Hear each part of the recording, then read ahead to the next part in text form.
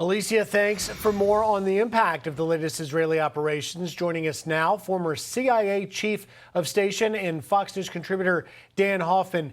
Dan, you heard Nate's great report there talking about the strikes overnight, and I found it very interesting. The IDF earlier this morning tweeted out really who all has been removed. You can see it there. You zoom in on that graph a little bit, you can see the most recent, Ibrahim Akil, which we'll get to in a moment, the mastermind, one of the masterminds behind the 1983 attack on our barracks, but also Fuad Shakur, killed a few months ago, and a lot of the other leaders within the structure of Hezbollah's military chain of command. What do you make of this? Yeah, I think a lot of the news coverage, and rightly so, has focused on this extraordinary intelligence success that Israel has achieved by that pager operation killing Hezbollah terrorists and the follow-on two-way radio operation, precision strikes. But really, Israel has a strategy here, and I think it's becoming very clear that what Israel wants to do is remove key Hezbollah leadership from the battlefield as well as their fighters. Secondly, they have destroyed Hezbollah's line of communications, creating a fog of war, making it more difficult for Hezbollah to defend themselves and to launch attacks.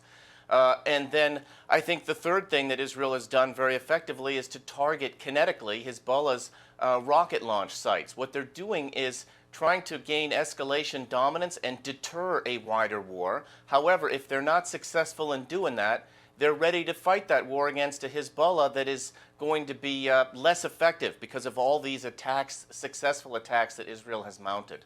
Dan, many are saying that we're getting awfully close to that full-scale war. How do you see it? Are we on the precipice of that?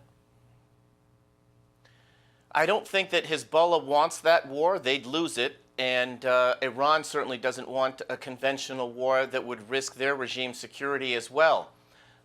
And Israel knows that, and that's how they are factoring in their strategic decision-making. But what we also know is that Hezbollah has been launching 50 to 70 rocket attacks every day, which forced the evacuation of 60, 70,000 Israelis from those northern communities. That's just not tenable anymore. It's devastating Israel's economy, and Israel rightly made the decision that they need to take the fight to the enemy now. And they're not getting a lot of help from the United States. We're just seeking de-escalation, but I don't think that's going to get to the root of the problem.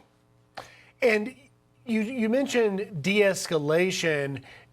If you look at the big picture for just a moment, in the 30,000-foot view for a second, Dan, the Hezbollah is clearly Iran's strongest militia force they have. And now Israel has proven that they have greatly weakened and diminished its capabilities. What do you make of the message being sent to Iran right now, and why isn't the U.S. a stronger part of that? Yeah, I think we could do more, for example, against the Houthis, who continue to disrupt trade in the Red Sea. We could take a page out of Israel's book and do more to counter those attacks. Right now, we're simply destroying Houthi drones and missile attacks, but we're not getting to the root of that problem either. Look, this is going to carry on and continue until we gain that escalation dominance. And when all we talk about is de-escalating, there's a slippery slope there to appeasement and not, again, getting to what the root of the problem is here. And we need to stand up and be strong along with our ally. I want to, for those old enough to remember history, I want to remind people that it was on the anniversary, September 20th, that Israel killed Ibrahim Akil. He was one of the masterminds of the September 10th, 1983 attacks on our Marine barracks in Beirut that killed 17. This is the image, Nancy and Ronald Reagan walking in 1983 along those flag-draped coffins.